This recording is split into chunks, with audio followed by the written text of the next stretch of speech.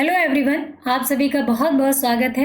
आज हमारा हिंदी का प्रैक्टिस सेट 9 है और हमने अभी तक 8 प्रैक्टिस सेट सॉल्व कर लिए हैं।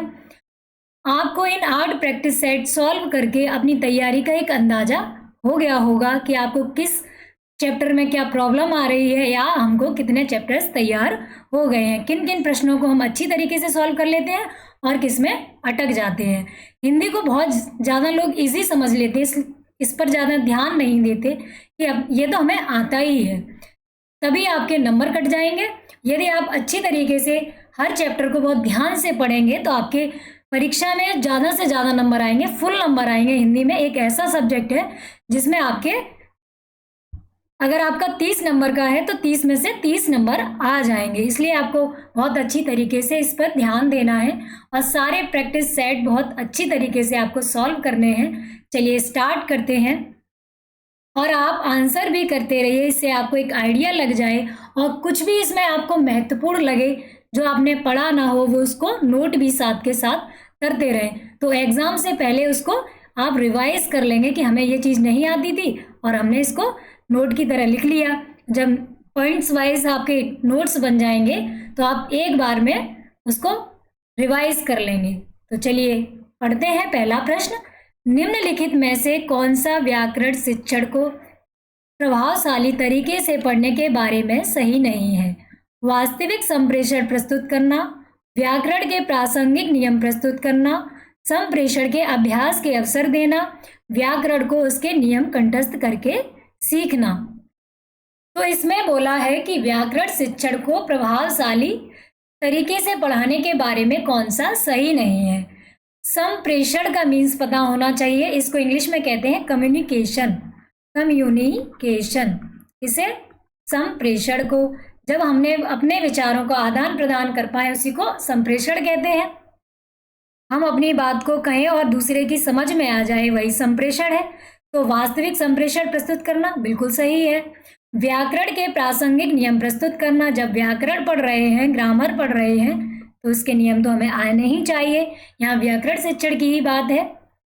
संप्रेषण के अभ्यास के अवसर देना, संप्रेषण कम्युनिकेशन के अभ्यास के अवसर देंगे, ज़्यादा से ज़्यादा प्रैक्टिस करेंगे अच्छी तरीके से तो जो आपका व्याकरण शिक्षण है वो प्रभावशाली बनेगा।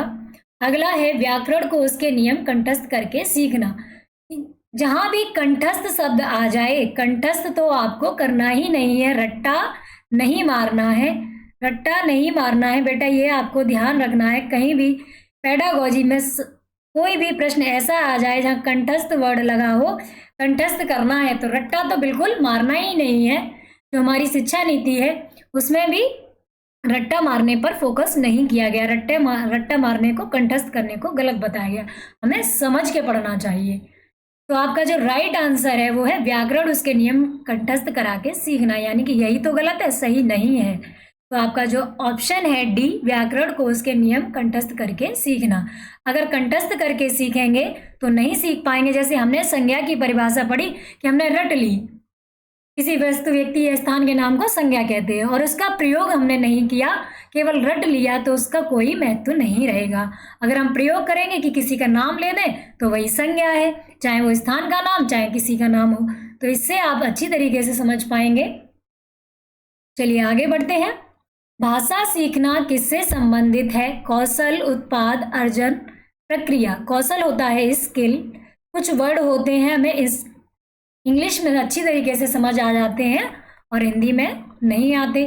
उत्पाद का मतलब होता है प्रोडक्ट, प्रोसेस, प्रक्रिया प्रोसेस है आपकी। और अर्जन है एक्विजिशन, ACQUSITION,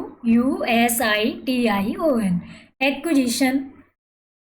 तो ये अर्जन है। भाषा सीखना किससे संबंधित है? तो आपको कौन सा राइट आंसर लग रहा है? क्या उत्पाद है, प्रक्रिया है या एक्विजिशन है, यानी इसको अर्जित करते हैं क्या?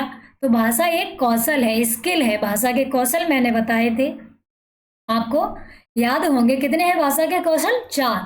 तो भाषा एक क्या, भाषा सीखना एक स्किल है। किसी भी भाषा को हम सीखते हैं वो हमारा एक कौशल हो जाता है, स्किल हो जाता है। तो राइट आंसर आपका है ए। तृष्णा का अर्थ है घृणा, अनिच्छा, अभिलाषा, इनमें से कोई नहीं। तो तृष्णा जो शब्द है उसका अर्थ क्या होगा? घृणा, अभिलाषा, अनिच्छा इनमें से कोई नहीं। यदि आपको आता है तो प्लीज़ आंसर भी करिए साथ के साथ। ज़्यादा से ज़्यादा लोग जुड़ा करें और आंसर करा करें तो हमें एक अच्छा लगेगा, एक आइडिया बनेगा कि आप लोग जुड़ रहे हैं हमसे, है ना। तो आपका जो राइट आंसर है अभिलाषा। राइट आंसर आपका बेटा होगा अभिलाषा। इष्टना का अर्थ होता है अभिलाषा। आगे बढ़ते हैं। दुस्साहस शब्द का उपसर्ग चुनिए। अब उपसर्ग आपको पता है कि वे शब्दांश, शब्दों के अंश ही है। वे शब्दांश जो किसी शब्द में आगे जुड़कर उसका अर्थ बदल दें। जो किसी शब्द में आगे जुड़कर शब्द का अर्थ बदल दें। क्या कर दें? शब्द का अर्थ बदल दें तो उसे क्या कहेंगे? उपसर्ग। ठीक है, या उसमें कोई विशेषता ला दें तो उसको कहेंगे उपसर्ग। तो इसमें कौन सा उपसर्ग है? दुस, दुर, दु या श? कौन सा उपसर्ग? सा तो बिल्कुल नहीं होगा, दुस नहीं होगा। अब इनमें और इनमें कंफ्यूज हैं हम, तो यहाँ पर दुर होगा, दुर उपसर्ग होगा, दुर। तो आपका जो राइट आंसर है, ये नोट भी कर लीजिए, दुस्साहस में दुर उपसर्ग होगा। दुस्साहस में, वरना हमें क्या लगता है आधा सा है तो दुस ही होगा, लेकिन क्या है आपका ये व्यंजन संधि बनती है यहाँ से, दुर उपसर्ग होगा। दुर उपसर्ग है ये, दुर माने होता है बुरा। ठीक है, चलिए आगे बढ़ते हैं। जो आपका राइट आंसर है बी, और इसका जो आंसर है दुर। दुस्साहस में दुर उपसर्ग है। नंबर 5 है हमारा, देखो दो दो मेघ बरसते, मैं प्यासी की प्यासी पंक्ति में कौन सा अलंकार है? अब इसमें लिखा है देखो दो दो मेघ बरसते, मैं प्यासी की प्यासी पंक्ति में कौन सा अलंकार है? विशेषोक्ति है, विभावना है, अनुप्रास है या यमक है? तो हमें किन किन के बारे में पता है? हमें विभावना के बारे में पता है, जहां बिना कारण के ही कार्य हो जाए, बिना कारण के ही कार्य हो जाए, बिना कारण के कार्य हो जाए, ये विभावना अलंकार है, कार्य हो जाए। यमक में कल हमने बताया था युग्म हो, यानी कि ये युग्म, आधा माँ है आधा गा, युग्म इस तरह लिखेंगे, युग्म। ठीक, तो यमक में क्या होता है? एक जोड़ा होता है या युग्म होता है, या दो शब्द लिखे हैं उसके अलग अलग अर्थ हों तो वहां यमक अलंकार होगा। अनुप्रास में शब्द वर्णों की आवृत्ति होती है। अनुप्रास में क्या होगा? वर्णों की आवृत्ति, ये अनुप्रास अलंकार है। विशेषोक्ति में क्या होगा बेटा? विशेषोक्ति को ध्यान रखना, इसमें क्या होता है? कारण होता है लेकिन कार्य नहीं, कारण होने के बावजूद भी कार्य ना हो, कारण हो परंतु कार्य ना हो। इसकी पहचान क्या है? कारण हो परंतु कार्य ना हो, वो विशेषोक्ति में आ जाता है। कारण हो परंतु कार्य ना हो, ये नोट करते जाएं। विशेषोक्ति और विभावना में क्या डिफरेंस है? विभावना में होगा बिना कारण के कार्य हो जाए, और विशेषोक्ति में होगा कारण हो लेकिन कार्य ना हो। अब विशेषोक्ति का एक और उदाहरण देख लेते हैं। जैसे यहाँ पर कहा देखो दो दो मेघ बरसते, मैं प्यासी की प्यासी। अब दो दो मेघ क्या कहते हैं? कि आंसू निकल रहे हैं दोनों आंखों से, लेकिन मैं प्यासी की प्यासी हूँ। कारण है कि मेघ बरस रहे हैं प्यासी, लेकिन कार्य पूर्ण नहीं हो रहा। ऐसे ही कह दें कि जल बिच मीन प्यासी, या पानी बीच मीन प्यासी, मोए सुन सुन आवे हासी। पानी के बीच रहकर मीन मतलब मछली प्यासी है, ये सुन सुन कर मुझे हंसी आ रही है। तो कौन सा अलंकार होगा? विशेष उक्ति। विशेष उक्ति, विशेष और उक्ति, विशेष और उक्ति दो शब्दों से मिलकर बना है उक्ति। ठीक है, तो जिसमें विशेष उक्ति कही जाए तो वहां विशेष उक्ति अलंकार है। ऐसे ही जहां कारण हो परंतु कार्य ना हो, कारण है कि यहाँ पानी है लेकिन प्यास तब भी नहीं बुझ रही, है ना। और मैंने मछली वाला एक उदाहरण बताया था, इसका विशेष उक्ति गई। ठीक है, विभावना अलंकार बिना कारण के कार्य हो जाए, तो जहां बिन पग चले सुने बिन काना, और यही वाला है बिन कर करम करे विधिनाना। ये एग्जाम्पल है विभावना के जहाँ कारण नहीं है फिर भी कार्य हो रहा है, कि यहाँ पैर नहीं है और लेकिन काम हो रहा है। जैसे बिन पग चले सुने बिन काना, कर बिन कर्म करे विधि नाना। बिना पैरों के चल रहे हैं, बिना कानों के सुन रहे हैं, और कर माने हाथ, बिना हाथों के बहुत सारे कर्म कर रहे हैं। तो ये किसके लिए? भगवान के लिए। तो वहाँ कौन सा अलंकार है? विभावना अलंकार है, कि बिना कारण के कार्य हो जाए। इस तरह आपका कौन सा राइट आंसर होगा? Option A. ऑप्शन ए आपका राइट आंसर है, विशेषोक्ति अलंकार। आप कभी विशेषोक्ति आ जाए या विभावना आ जाए, आप बिल्कुल कंफ्यूज तो नहीं होंगे? आप आंसर करिए, कंफ्यूज तो नहीं होंगे? चलिए आगे बढ़ते हैं। दुख ही जीवन की व्यथा रही, क्या कहूँ आज जो न कही। प्रस्तुत पंक्तियों के रचयिता का नाम है। महादेवी वर्मा है, जयशंकर प्रसाद, निराला या पंत। दुख ही जीवन की व्यथा रही, क्या कहूँ आज जो न कही। तो ये पंक्तियां जो हैं वो महादेवी वर्मा की हैं। ये नोट कर लीजिएगा, ये इंपॉर्टेंट पंक्तियां हैं महादेवी वर्मा की। ठीक है, अब महादेवी वर्मा के बारे में और क्या पता है हमें, और भी चीजें हम देख लेते हैं। सर जैसे कहते हैं कि पुर्जे पुर्जे खोल दें, तो वही कि आज सारे चारों ऑप्शन है, चारों ऑप्शन के बारे में हमें बहुत सारी जानकारी है, ढेर सारा ज्ञान है, कि हमें तो महादेवी वर्मा के बारे में और भी बातें पता है ना। अभी पेपर सॉल्व करने से, आप एग्जाम देने जाए उससे पहले इतनी जानकारी आपको हो जाए, कोई भी प्रश्न आए आप एकदम टिक कर दें कि हाँ ये तो बहुत आंसर या क्वेश्चन बहुत आसान दिया हुआ है एग्जाम में, है ना। महादेवी वर्मा को कहते हैं आधुनिक युग की मीरा। आधुनिक युग की मीरा, ये नोट कर लेना। आधुनिक युग की, इस तरह नाम आ रहे हैं आपके एग्जाम में। आधुनिक युग की मीरा किसे कहते हैं? अगर आ जाए तो आप बता लेंगे, आधुनिक युग की मीरा महादेवी वर्मा को कहते हैं। जयशंकर प्रसाद को कल मैंने बताया था, क्या कहते हैं? नाटक सम्राट। इन्होंने नाटक लिखे हैं, सम्राट, बहुत सारे इन्होंने नाटक लिखे हुए हैं जयशंकर प्रसाद ने। छायावाद के कवि हैं ये चारों, छायावाद के महादेवी वर्मा, निराला, जयशंकर प्रसाद, पंत, ये छायावाद के चारों कवि हैं ये। और जयशंकर प्रसाद का नाम क्या है? प्रकृति के सुकुमार कवि। प्रकृति का सुकुमार कवि किसे कहते हैं? सुकुमार कवि। पंत को, किन्हें कहेंगे बेटा? पंत को। ठीक है, और निराला तो थे ही, हमें मालूम था इनके बारे में, ये मुक्तक छंद के प्रणेता हैं, जूही की कली इनकी रचना है, और अन्य भी रचनाएं हमने बताई थी, अड़िमा, अपरा, है ना, अर्चना, और क्या कहते हैं, राम की शक्ति पूजा, कुकुरमुत्ता, ये कल की क्लास में मैंने बताई हुई थी। तो आपको सारी जानकारी एकदम अच्छी तरीके से हो। तो आपका इसमें जो आंसर था वो था महादेवी वर्मा। ये पंक्ति किसने कही थी? महादेवी वर्मा ने। महोष्ण का संधि विच्छेद है। अब ये यहाँ पर संधि विच्छेद आ गया। अब किस तरह संधि विच्छेद करेंगे? ओ जुड़ा हुआ है, तो आपको जब मैंने वर्णमाला पढ़ाई तो आपको बताया था ओ का निर्माण कैसे होता है। आ प्लस ऊ से बनता है आपका ओ। आ प्लस ऊ से बनता है आपका ओ बन जाएगा। तो इसमें कौन सी संधि हुई? ओ बनेगा तो कौन सी संधि होगी? ओ बनेगा तो आपकी कौन सी संधि होगी? गुण संधि, है ना। तो आपका राइट आंसर कौन सा होगा इसमें? महाधन,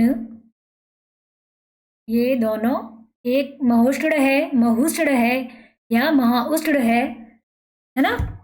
इसमें आपका कौन सा राइट आंसर लग रहा है बताइए। तो जो आपका राइट आंसर है ऑप्शन सी। आ और चाहे बड़ा आ हो या छोटा आ हो, दीर्घ आ या लघु आ हो, उसके सामने यदि ऊ आए तो आपका बन जाता है ओ। और बड़ा ओ कैसे बनता है? बड़ा आओ, अगर हम कहें बड़ा ओ बनना है तो किस तरह से बनेगा? आ प्लस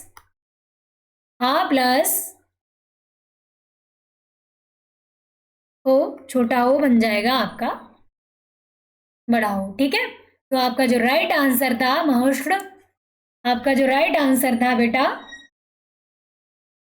आगे बढ़ते हैं। आ जन्म में कौन सा समास है? अव्ययी भाव, नए तत्पुरुष, द्वंद्व, द्विग।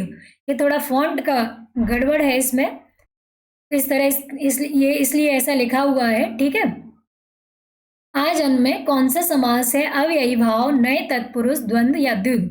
अब आ देख के नए तत्पुरुष मत लगा देना, यहाँ आ है नहीं, निषेधात्मक वाक्य नहीं, निषेधात्मक जो वर्ड है वो नहीं है यहाँ पर। तो इसमें कौन सा होगा? आ जो उपसर्ग की भांति लगा हुआ है, आ जन्म मतलब होता है जीवन भर, आ जन्म मतलब जीवन भर, ठीक है, या जीवन पर्यंत। तो जीवन पर्यंत जो रहेगा, आ उपसर्ग आगे लगा है वो उसके इसमें अव्ययी भाव समास हो गए। अव्यय उपसर्ग अव्यय होते हैं जो बदलते नहीं है, तो ये अव्ययी भाव समास में आएगा। द्वंद्व में हमें मालूम है दो चीजें होंगी, जहां एक विलोम शब्द की तरह आ जाए वहां द्वंद्व समास होगा, ठीक है। नए तत्पुरुष समास हमें मालूम है कि जहां आ अन ये निषेधात्मक वर्ड आगे आ जाए वहां नए तत्पुरुष समास होता है। द्विपद में क्या होगा? प्रथम पद संख्यावाची होगा, प्रथम पद संख्यावाची होगा। अगला है 9, शुद्ध वर्तनी शब्द है पूजनीय, पूज्यनीय, पूजनीय, पूज्यनीय या पूजनीय। तो आपको कौन सा राइट आंसर लग रहा है? आप कमेंट बॉक्स में कमेंट करके अवश्य बताएं आपको इसका राइट आंसर कौन सा लग रहा है। करिए बेटा कमेंट, आप लोग ज़्यादा से ज़्यादा जुड़ा करें, ज़्यादा से ज़्यादा कमेंट करा करें, ठीक है। क्लास को अच्छी तरीके से लें तो हमें भी पढ़ाने में अच्छा लगेगा कि बच्चे जुड़ रहे हैं या आनंद ले रहे हैं इस क्लास में, ठीक है, अच्छी तरीके से पढ़ रहे हैं। ये पूजनीय जो शुद्ध शब्द है यह है, इसको लिख लेना, पूजनीय शुद्ध है। शुद्ध वर्तनी का जो शब्द है पूजनीय, पूजनीय यह शुद्ध शब्द है। हमें क्या लगता है कि पूज्यनीय होगा, लेकिन जो राइट आंसर है पूजनीय, पूजनीय। हमें मात्राओं का और ध्यान अच्छी तरीके से रखना है। चलिए अगला है, फणीश्वर नाथ रेणु किसके लेखक हैं? गबन, गीतांजलि, कामायनी या मेला आंचल। जो फणीश्वर नाथ रेणु हैं इनमें से कौन सी रचना के लेखक हैं? अब चाहे आपको उनकी रचना ना पता हो, लेकिन और बाकी बची हुई हैं, बाई चांस ऐसा हो कि हमें नहीं पता है, ठीक है, तो हम ऑप्शन देखे कैसे पेपर को सॉल्व करें कि गबन, गबन तो हमें मालूम है ये प्रेमचंद का है, प्रेमचंद का है। गीतांजलि ये तो मालूम ही है, सबको मालूम होगा, रविंद्रनाथ टैगोर का है, इस पर उन्हें नोबेल पुरस्कार मिला था, रविंद्रनाथ टैगोर, ठीक। कामायनी, कामायनी किसकी रचना? ये विश्व प्रसिद्ध रचना है जयशंकर प्रसाद की, कामायनी, जयशंकर प्रसाद, ठीक है। तो बची कौन सी? मेला आंचल। तो मेला आंचल फणीश्वर नाथ रेणु ने लिखी है, मेला आंचल। जो आंचलिक गांव से संबंधित जहां तक रचनाएं हैं वो फणीश्वर नाथ रेणु ने ही लिखी है। मेला आंचल उनकी प्रमुख रचना है, ये नोट कर लेना बेटा, साथ के साथ नोट भी करते रहें। फिर आप देखेंगे जितने भी पेपर आपने किए उसके मेन पॉइंट्स आप नोट करेंगे तो आपके पास बहुत अच्छा मैटर इकट्ठा हो जाएगा, जिसको आप पेपर में जाने से पहले रिवाइज कर सकते हैं। और ये भी होगा कि उसमें से प्रश्न आपके पेपर में आ भी सकते हैं, फंसेंगे, जरूर फंसेंगे, ठीक है। हिंदी का स्पर्श, घोष, महाप्राण, दंत व्यंजन, ध्वनि है। अब बताओ, इतनी सारी हमसे चीजें पूछ ली गई, स्पर्श पूछ लिया, घोष पूछ लिया, महाप्राण और दंत, ठीक है। तो मैंने आपको वर्णमाला की क्लास में स्पर्श, व्यंजन, घोष, महाप्राण ये सभी पढ़ाए हुए हैं बेटा। तो जिसको ये समझ में नहीं आ रहे हो कि घोष क्या होते हैं, अल्प प्राण, महाप्राण क्या होते हैं, कल कोई बच्चा कमेंट कर रहा था ग्रुप में कि अल्प प्राण या महाप्राण करा दीजिए, तो आपके अल्प प्राण महाप्राण का वर्णमाला वाली क्लास में आप जाकर देखेंगे, वहां मैंने इनको विस्तार से डिस्कस किया है। तो आप पहले इनको पहचानें। कुछ प्रश्न ऐसे होते हैं इनको हम ऑप्शन देख के जल्दी समझ जाते, वरना तो इसमें बहुत टाइम लगेगा। घोष, घोष के बारे में सोचेंगे, महाप्राण, दंती व्यंजन सबके बारे में सोचेंगे। पहले तो हम देख लें, स्पर्श व्यंजन तो सारे ही है ना, का से लेकर माँ तक स्पर्श व्यंजन होता है, लेकिन हा नहीं है। चलो एक ऑप्शन हमारा आउट हो गया, भा, टा, था, हा। अब ये देख लें इनका स्पर्श क्या होता है। जो भा है बेटा, तो पा वर्ग में आता है, पा वर्ग आपका ओष्ठ से बोला जाता है, तो भा कैसा हो गया? ओष्ठ वर्ग। टा आपका कौन से वर्ग में आता है? टा, ठा, ठा, ड, ये टा वर्ग में आता है, ये मूर्धा से बोला जाता है, तो ये भी नहीं है, मूर्धा तो पूछा ही नहीं गया है, ठीक है। था कैसा वर्ड है? ता वाली लाइन में आता है, ता वर्ग में आता है, तो ये दंत है, दंत है। और ये हा है, हा आपका स्पर्श व्यंजन नहीं है, तो ये इसमें अकुह विसर्जया नाम कंठा, ये भी कंठ से बोला जाता है, तो ये दंत व्यंजन है। अब ये ऑप्शन हमें मालूम है ना, ये हमें मालूम है, तो यहाँ से तो हमें राइट आंसर लग गया, दंत व्यंजन है तो हमें मालूम पड़ गया बिल्कुल कि हम बता लेंगे, था हमारा जो है वो राइट आंसर होगा बेटा। अब अगर यदि हमें यहाँ पर दो दंत व्यंजन मिल जाते, उसमें से महाप्राण पूछ लिया जाता, तो कैसे बता पाते। तो आपको अल्प प्राण और महाप्राण की मैंने पहचान बताई हुई है, घोष अघोष की भी बताई है। चलो एक बार फिर बता देती हूँ। अल्प प्राण में पहला और तीसरा और फर्स्ट, थर्ड और फिफ्थ, ये पहले तीसरे, प्रत्येक वर्ग के पहले तीसरे और पांचवा जो वर्ड है वो इसमें अल्प प्राण में आएगा, और महाप्राण में आपका दूसरा और चौथा वर्ड आता है, प्रत्येक वर्ग का दूसरा चौथा वर्ड। ठीक है, अब जैसे हमने लिखा का, खा, गा, घा, ङा, पहला वर्ग ले लिया, ठीक है, का। अब पहला, तीसरा और पांचवा, पहला ये है, तीसरा ये है और ये पांचवा है, ये किस में आ जाएगा, अल्प प्राण में। और बाकी बचे 2 और 4, खा और घा किस में आएंगे, महाप्राण में। ठीक है, तो जो था है आपका, देखें महाप्राण है कि नहीं, ता के बाद था आता है, तो ये दूसरा वर्ड है, तो ये महाप्राण है हमारा। महाप्राण है कि नहीं, प्राणवायु के आधार पर स्वरों का वर्गीकरण किया था, उसमें अल्प प्राण और महाप्राण पढ़े थे, और घोष और अघोष भी पढ़े थे हमने। घोष और अघोष की पहचान भी एक बार बताई दे रहे हैं। अघोष, ठीक है, घोष में क्या होगा, अघोष में आएंगे पहले और दूसरे वर्ड, और घोष में आपके आएंगे बाकी बचे तीसरे, चौथे और पांचवें। प्रत्येक वर्ग का तीसरा, चौथा, पांचवा वर्ड अघोष में आएगा और पहला और दूसरा अघोष में आएगा। तो ठीक है, चलिए आगे बढ़ते हैं।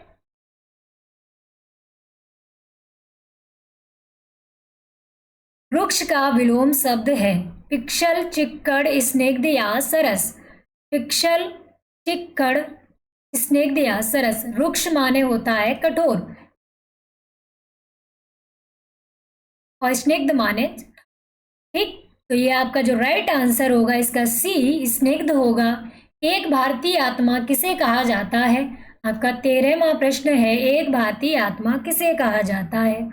जयशंकर प्रसाद को नाटक सम्राट कहते हैं, सुमित्रानंदन पंत को प्रकृति का सुकुमार कवि कहते हैं। ठीक है, अब बचे रामधारी दिनकर और माखन लाल चतुर्वेदी।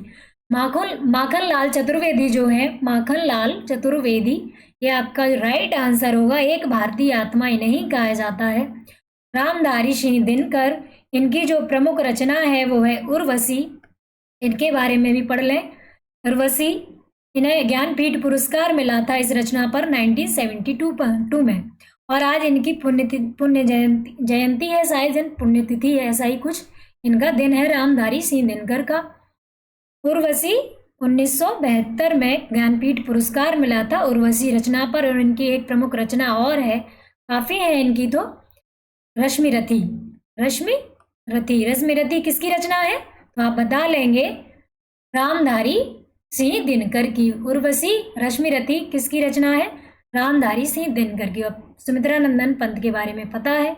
एक भारतीय आत्मा किसे कहेंगे, माखन लाल चतुर्वेदी को। चलिए आगे बढ़ते हैं। मुहावरों और लोकोक्तियों में जिस शब्द शक्ति के जरिए अर्थ ग्रहण किया जाता वह है अभिधा है, या आपकी लक्षणा है, व्यंजना है, या तात्पर्य। तो कल की क्लास में और परसों की क्लास में मैंने 2 प्रैक्टिस सेट में लगातार इस पर प्रश्न बनाए हुए हैं, क्योंकि ये जो टॉपिक है वो लोगों की नज़रों से छूट जाता है, शब्द शक्ति वाला टॉपिक लोग नहीं पढ़ते। ठीक है, तो जो शब्द शक्तियाँ होती हैं आपको मैंने बताई थी, शब्द शक्ति कितनी होती हैं, आप आंसर करिए। शब्द शक्ति किस किस को आती है, शब्द शक्ति।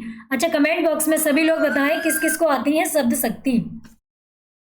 तो शब्द शक्तियाँ आपकी 3 हैं, अभिधा,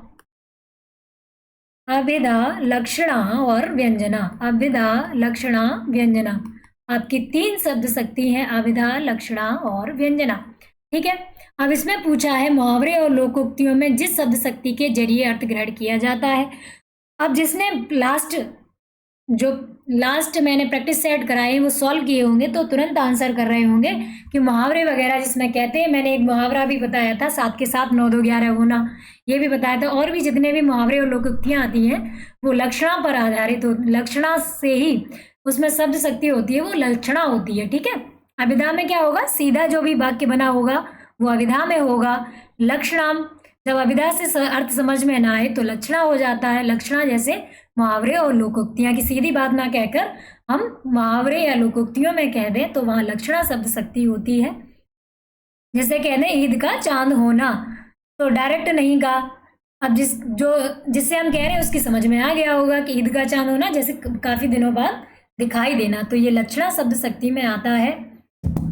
ठीक है, तो मुहावरे और लोकोक्तियां किस में आएंगे, लक्षणा में। तो आपका राइट आंसर होगा लक्षणा। और व्यंजना के बारे में भी मैंने बताया था आपको, व्यंजना के बारे में क्या बताया था, किस किस को याद है व्यंजना के बारे में। व्यंजना, व्यंजना का अर्थ होता है विशेष प्रकार का अंजन, विशेष प्रकार का अंजन, यानी कि अभी लक्षणा से भी अधिक ज्यादा थोड़ा क्लिष्ट हो जाए, एक ऐसा वाक्य लिख दें जिसके अर्थ सबके लिए, जिसकी समझ में जैसा आए वैसा अर्थ उससे ग्रहण कर ले, सबके लिए अलग अलग अर्थ हो जाए। जैसे हमने लिखा वृषभानुजा, वृषभानुजा, आपने अलंकार वगैरह अगर किए होंगे तो ये अलंकार आया होगा इसमें, जिसमें वृषभानुजा का प्रयोग हुआ होगा। तो एक ने वृषभानुजा का इसको वर्ड शब्द विच्छेद किया, वृषभ प्लस अनुजा ना, वृषभ प्लस अनुजा, तो इसका अर्थ निकला वृषभ माने बैल, अनुजा मतलब छोटी, अनुजा मतलब छोटी बहन, वृषभ की छोटी बहन, तो अर्थात गाय भी कहेंगे। ठीक है, और एक किसी ने समझा इसका वृषभानुजा, वृषभानु, वृष भानु लिख दें और प्लस जा, जा माने होता है पुत्री, वृषभानु से उत्पन्न पुत्री, तो जो अर्थात राधा, तो इसका अर्थ हमने क्या लगा लिया, राधा। किसी ने राधा समझा, किसी ने गाय, बैल की बहन गाय समझा। तो यहाँ पर जो शब्द शक्ति होगी वो व्यंजना होगी, विशेष प्रकार का अंजन, अंजन मतलब आंखों में लगाते हैं काजल, तो ज्यादा दिखाई देने लगता है, वही वैसा ही इसमें है व्यंजना में। ठीक है, अगर आप कभी आ जाए तो बता लेंगे, जैसे साधारण वाक्य सीधा सीधा में अर्थ समझ में आ जाए तो वहाँ अभिधा शब्द शक्ति है, जहाँ मुहावरों की तरह प्रयोग हो जाए वहाँ लक्षणा शब्द शक्ति है, और जहाँ इससे भी अलग हो वहाँ व्यंजना होगी, जहाँ अलग अलग, जहाँ शब्द के या वाक्य के अलग अलग अर्थ होंगे सबके लिए, सब ने अलग अलग अर्थ उसके ग्रहण किए, है ना। वाक्य सुनने के उपरांत व्यक्ति अलग अलग अर्थ निकाले तो वहां क्या होगा, व्यंजना। ये बात लिख लें, व्यंजना में क्या होगा, ये नोट कर लें, है ना। सीधी बात अगर हम नोट कर लेंगे तो याद रहेगा। लक्षणा में आप लिख लेना मुहावरे, अभिधा मुहावरे और लोकोक्तियां जिनमें आए, अभिधा में लिख लेना साधारण वाक्य आए। ठीक है, व्यंजना में आप लिख लेना बेटा वाक्य सुनने के उपरांत, वाक्य सुनने के उपरांत, वाक्य सुनने के उपरांत व्यक्ति अलग अलग अर्थ ग्रहण करे, व्यक्ति अलग अलग अर्थ ग्रहण करे, अर्थ ग्रहण करे। ठीक है, तो आपकी हो जाएगी व्यंजना। तो आपका जो राइट आंसर कौन सा था, बी, लक्षणा। मुहावरे किस में आएंगे, लक्षणा में। ठीक है, तो राइट आंसर आप इसको मत समझ लेना व्यंजना को, कौन सा है, ऑप्शन बी लक्षणा आपका राइट आंसर है। ठीक है, अंग्रेज शब्द मूलतः किस भाषा का है, हिंदी का है, तुर्की का, फारसी या फ्रेंच का। आपको मैंने एक प्रश्न और दिया था इससे पहले प्रैक्टिस सेट में, हिंदी किस भाषा का शब्द है, तो अंग्रेज जो शब्द है वो फारसी भाषा का शब्द है, और हिंदी किस भाषा का शब्द है ये आप कमेंट बॉक्स में अवश्य लिखेंगे। ये आपके लिए होमवर्क हो गया। होमवर्क क्या, कमेंट बॉक्स में लिखना है, आपको आंसर करना है। ठीक है, ये आपके लिए क्वेश्चन है, हिंदी किस भाषा का शब्द है। चलिए आगे बढ़ते हैं। कुंद इंदु समदेह उमा रमन करुणायन जहे दीन पर नेह करहु कृपा मर्दना मयन। प्रस्तुत पंक्तियों में कौन सा छंद है, सोठा, चौपाई, दोहा या वर्वे। अब छंद तो हमने बहुत अच्छी तरीके से पढ़े हैं, जिन बच्चों ने तीनों क्लास छंद की अटेंड की है या ली है वो अच्छी तरीके से बता लेंगे। तो हम क्या करें, ये सोठा, चौपाई, दोहा, वर्बे ये सारे मात्रिक छंद हैं, तो हमें सीधे ही मालूम है कि हमें मात्राएं गिननी है। मात्राएं गिनने मात्राएं गिनना आपको सिखा दिया था। कुंद, यहाँ पर अनुस्वार है, अनुस्वार में कितनी मात्रा लगाएंगे? 2। दीर्घ मात्रा, इसको गुरु कहेंगे। ठीक है, लघु, इसमें गुरु, इसमें लघु, फिर लघु लघु गुरु लघु। ठीक है, अब एक चरण आपका हो गया, तो देख लेते हैं पहले चरण में कितनी मात्राएं हुई। इधर भी गिन लेते हैं, फिर गिनते हैं दोनों चरणों में। उमा, एकदम आप मात्राएं लगाना सीख जाएं। 1 2 3। ठीक है, तो पहले चरण में देख लेते हैं। 3 और 3 6, 7 8 9 10 11 होनी चाहिए। कुंद, इंदु, 3 3 6 7 8 9 10 11। हाँ, 11 ही है इसमें। 11 टोटल कितनी हो गई पहले चरण में? 11। कितनी हो गई पहले चरण में? 11। तो पहले चरण में 11 किसमें होती थी? दूसरे चरण में कितनी है देख लेते हैं। पहला 1 3, ये 1 और 2 3, 3 और 3 6, 6 और 7 8 9 10 11 12 13। तो दूसरे चरण में आपकी हो गई 13 मात्राएं। तो पहले और तीसरे चरण में 11 11 और दूसरे और चौथे चरण में आपकी 13 13 मात्राएं कौन से छंद में थी? कौन से मात्रिक छंद में थी बेटा, आपको पहचान है? तो जो दोहा का उल्टा होता है, दोहा की हमें मालूम है 13 11 का क्रम था। 13 11 पहले और तीसरे में 13 और 11 दूसरे और चौथे में। तो सोठा उसका उल्टा होता है। और यहाँ पर देह और नेह, इसकी एक और पहचान मैंने बताई थी सोठा की, कि अगर रोला और सोठा में कंफ्यूज ना हो जाए। रोला में भी इतनी मात्राएं होती हैं, वो सममात्रिक छंद है, ये अर्ध सममात्रिक छंद है। ठीक है, तो यहाँ देह और नेह है, और ये 11 13 का क्रम है, तो ये सोठा आपका राइट आंसर होगा। चौपाई में कितनी थी बेटा? 16 16 मात्राएं, ये सममात्रिक छंद था। प्रत्येक चरण में 16 16 मात्राएं थी। बरबे में 12 और 7 का क्रम था। पहले और तीसरे चरण में 12 मात्राएं और दूसरे और चौथे चरण में 7 7 मात्राएं। अब कोई समस्या? किसी को छंद में कोई समस्या बेटा? आपको कोई समस्या हो रही है? आप आंसर भी करते रहे बेटा, तो अच्छा लगेगा क्लास पढ़ाते हुए कि आप आंसर कर रहे हैं, साथ में कनेक्ट है। ठीक है, कनेक्ट बने रहिए। चलिए, ब्रजबुली नाम से जानी जाती है पंजाबी, मराठी, गुजराती, पुरानी, बंगला। यदि आप ज़्यादा से ज़्यादा लोग जुड़ेंगे, आप क्लास लाइव लेंगे, तो ये लगेगा कि आपको क्लास में इंटरेस्ट आ रहा है। कम से कम बच्चे जुड़ेंगे, ऐसा लगेगा कि पढ़ाने का कोई मतलब ही नहीं है ना। फिर मेहनत करते हुए भी अच्छा नहीं लगता है ना। तो आप ज़्यादा से ज़्यादा जुड़ा करें और ज़्यादा से ज़्यादा कमेंट किया करें, तो अच्छा लगता है कि बच्चे हाँ तैयारी कर रहे हैं, है ना। चलिए, ब्रजबुली नाम से जानी जाती है कौन सी? पंजाबी, मराठी, गुजराती, पुरानी, बांग्ला। तो ब्रजबुली, तो ये जो ब्रजबुली है, ये पुरानी बांग्ला भाषा है। ब्रजबुली पुरानी बांग्ला भाषा है। ब्रजबुली ये काव्य की भाषा थी। काव्य की भाषा थी। कृष्ण की लीला, इसका वर्णन इनमें है।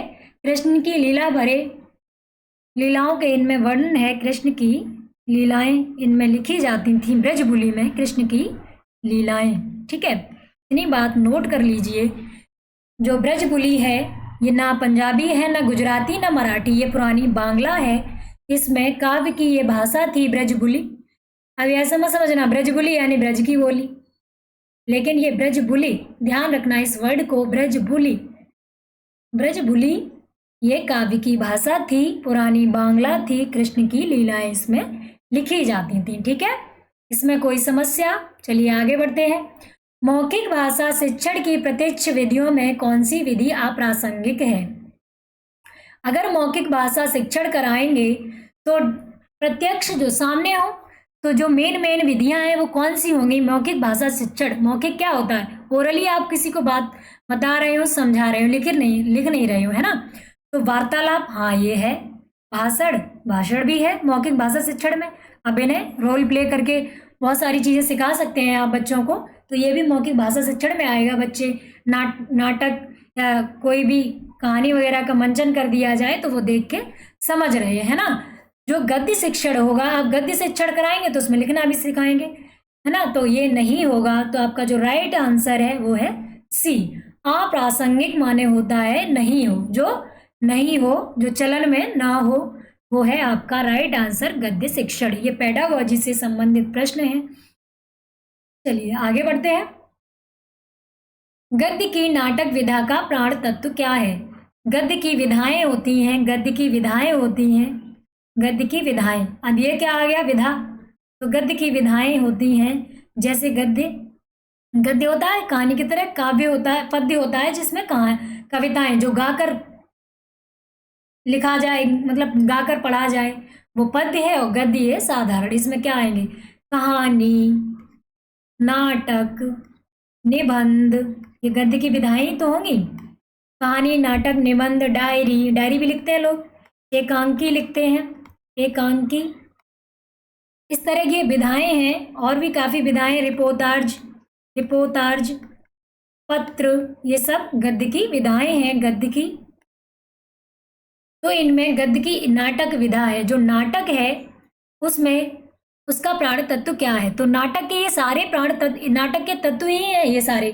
कथा, वस्तु, पात्र, संवाद, भाषा, शैली, एक नाटक के एक तत्व है। अगर नाटक के तत्व पूछ लिए जाएं तो यही सारे नाटक के तत्व हैं।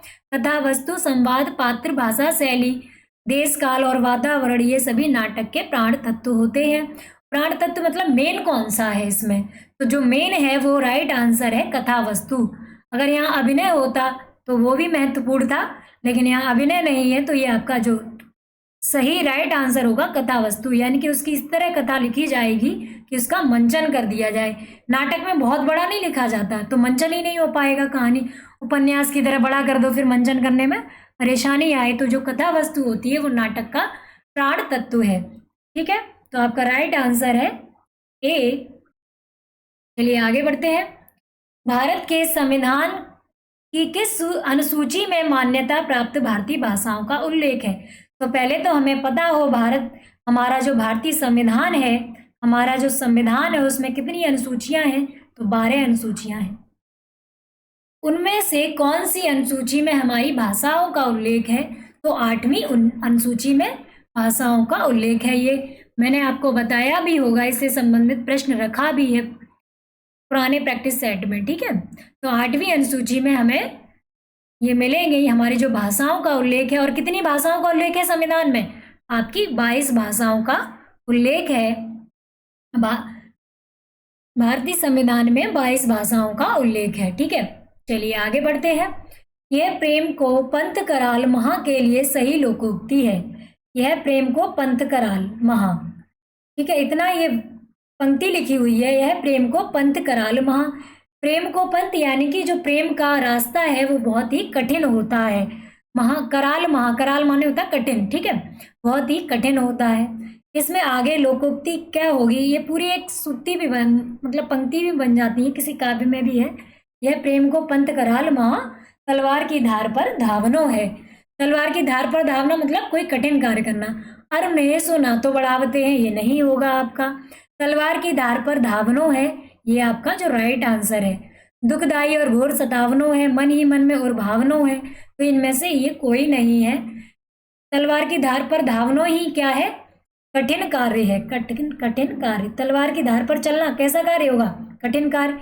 वैसे ही प्रेम का पंथ कराल है, प्रेम का जो रास्ता है वो कठिन है, और इतना कठिन है जैसे तलवार की धार पर चलना। ठीक है, कठिन कार्य। तो आपका जो सही लोकोक्ति इसमें होगी तलवार की धार पर धावनो है। आपको क्लास अच्छी लग रही है, पसंद आ रही हो तो लाइक, शेयर एंड सब्सक्राइब अवश्य करा करें बेटा। सरस्वती पत्रिका के संपादक कौन है? बाल मुकुंद गुप्त, भारतेंदु हरिश्चंद्र, महावीर प्रसाद द्विवेदी, बालकृष्ण भट्ट। तो ये पत्रिका के संपादक कौन है? बाल मुकुंद गुप्त, भारतेंदु हरिश्चंद्र, महावीर प्रसाद द्विवेदी या बालकृष्ण भट्ट।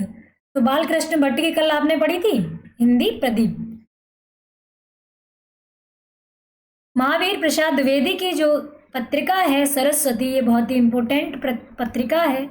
महावीर प्रसाद द्विवेदी इसके सही आंसर है, इसका महावीर प्रसाद द्विवेदी। और इन्हीं के नाम पर द्विवेदी युग का नाम रखा है। द्विवेदी युग किसके नाम पर रखा गया है? द्विवेदी युग किसके नाम पर रखा गया है? महावीर प्रसाद द्विवेदी के। ठीक है, ये भी एक प्रश्न बन गया। ये प्रश्न आपके पुरानी परीक्षा में आया हुआ है कि द्विवेदी युग किसके नाम पर रखा गया, कौन से कवि के या कौन से लेखक के नाम पर रखा गया। तो आप राइट आंसर कर लेंगे महावीर प्रसाद द्विवेदी। कंफ्यूज तो नहीं होंगे? हजारी प्रसाद द्विवेदी में एक जैसे नाम लगते हैं, महावीर प्रसाद द्विवेदी, हजारी प्रसाद द्विवेदी। तो याद रखेंगे महावीर प्रसाद द्विवेदी, महावीर है तो इन्हीं के नाम पर इस युग का नाम रख दिया। ठीक है, इसे याद रखेंगे। चलिए आगे बढ़ते हैं। प्रश्न नंबर 23, व्यक्तिवाचक संज्ञा का उदाहरण है नदी, यमुना, पहाड़, पुस्तक। तो नदी है, यमुना, पहाड़ या पुस्तक। तो व्यक्तिवाचक संज्ञा से हमने क्या समझा था जब हमने संज्ञाएं पढ़ाई थी? व्यक्तिवाचक संज्ञा में हमने समझा कि यदि किसी का स्पेशल नेम रख दें, स्पेशल नाम ले लें। अगर हमने कह दिया नेता, तो किसी नेता को कह रहे हैं, तो ये किस में आएगा? जातिवाचक संज्ञा में, जातिवाचक संज्ञा। अगर हम कह दें किसी नेता का नाम ले दें, महात्मा गांधी, महात्मा गांधी, है ना, तो अगर हमने नाम ले दिया तो कौन सी संज्ञा हो गई? व्यक्तिवाचक संज्ञा। और अगर हमने नेता कह दिया तो जातिवाचक संज्ञा हो गई। तो आपका देखें स्पेशल नाम किस में रखा है? नदी। नदी तो कैसी संज्ञा है? जातिवाचक। सभी नदियों के लिए इसका प्रयोग कर सकते हैं। ठीक है। पहाड़, पहाड़ तो बहुत सारे होते हैं। अगर हम कह देते किसी एक पहाड़ का नाम ले देते, पर्वतों का किसी का नाम ले देते कि हिमालय, तो व्यक्तिवाचक संज्ञा होता। तो ये कैसी संज्ञा है? जातिवाचक। ठीक है। अगर हम कह देते पुस्तक, अब हमने किसी पुस्तक का नाम तो नहीं लिया, तो पुस्तक कह दिया, तो ये भी क्या है? जातिवाचक संज्ञा। अगर यहाँ हम कह देते रामायण, तो होता व्यक्तिवाचक संज्ञा। अब यमुना, अब किसी नदी का स्पेशल नाम हमने ले लिया यमुना, तो आपका जो व्यक्तिवाचक संज्ञा है उसका राइट आंसर क्या होगा? Option B, Yamuna. ठीक है, यमुना जो होगा वो राइट आंसर है, वो व्यक्तिवाचक संज्ञा है, हमने स्पेशल उसका नाम ले दिया। अगला प्रश्न है, ऐसा कवि जो तत्काल रचना करता हो उस कवि को क्या कहते हैं? कविराज, आशु कवि, महाकवि या कविश? तो जो तत्काल रचना कर दे उस कवि को क्या कहते हैं? किसी को ये आता है तो आंसर कमेंट बॉक्स में अवश्य लिखें। तत्काल रचना करने वाला कवि को कहते हैं आशु कवि। ये नोट कर लें, तत्काल रचना करने वाला कवि कहलाता है आशु कवि। और आशु रचना पूछ ली जाए, आशु रचना, आशु रचना किसे कहेंगे? आशु रचना तो आप बता लेंगे जो तत्काल रचित हो, तत्काल बनाई गई हो, ऐसी रचना जो तत्काल बनाई जाने वाली, तुरंत बना दें बैठ के, तत्काल बनाई जाने वाली रचनाएं आशु रचनाएं कहलाएंगी। आशु रचना, ठीक है, तत्काल बनाई जाने वाली रचना की। अभी कह दिया आशु कवि हमारे पास बैठे हैं और हमने कह दिया एक कविता बना दो, तो उन्होंने तत्काल कविता की रचना कर दी, तो वही क्या होंगे? आशु कवि। समश्रु शब्द का तद्भव रूप होता है, समश्रु का तद्भव रूप होता है। अब समश्रु देख के ससुर मत लगा देना, ठीक है, हमें ध्यान से पढ़ना होगा। ससुर, पूंछ, अश्रु, मूछ, समश्रु शब्द का तद्भव रूप होता है। समश्रु जो शब्द है आपका, समश्रु, ये शब्द तत्सम शब्द है, ये संस्कृत से लिया गया शब्द है, तत्सम शब्द, और ये होता है मूछ का। तो आपका राइट आंसर होगा मूछ। ठीक है, तो आज का ये लास्ट प्रश्न है, ऑप्शन डी इसका राइट आंसर है। आज की क्लास यहीं समाप्त होती है। आपको क्लास पसंद आई हो तो लाइक, शेयर, सब्सक्राइब अवश्य करें और ज़्यादा से ज़्यादा लोग जुड़ा करें। ठीक है, मिलते हैं अगली क्लास में अगले प्रैक्टिस सेट के साथ। अगर आपको कोई समस्या हो तो कमेंट बॉक्स में आंसर जरूर करें और व्हाट्सएप ग्रुप से जुड़ें, वहाँ पर भी आप अपनी समस्याएं डिस्कस कर सकते हैं। आप सभी का बहुत बहुत धन्यवाद। मिलते हैं अगली क्लास में।